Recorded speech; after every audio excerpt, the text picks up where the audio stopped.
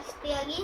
आज मैं आपको दोबारा एक नई कार दिखाने वाला हूँ। मैंने अमेज़ोन से ऑर्डर करी है, 4 डेज़ लगे। लैम्बोर्गिनी कार है, तो मैं आज उसकी अनबॉक्सिंग स्टार्ट करता हूँ।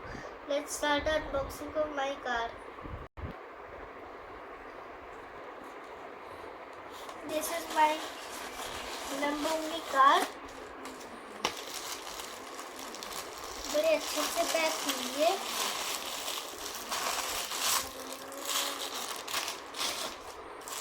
ये मेरी कार आई है अमेज़ोन से।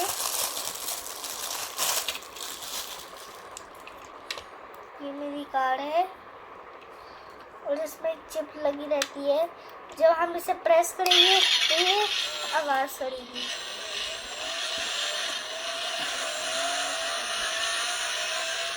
और जब हम इसका गेट खोलेंगे तभी आवाज़ करेगी।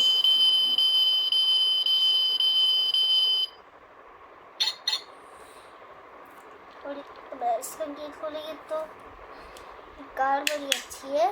इसके 2 गेट खुलेंगे और इसका इंजन खुलेगा। ये मेरी दो कार्स की कलेक्शन है, लैम्बोर्गिनी और बोलेरो।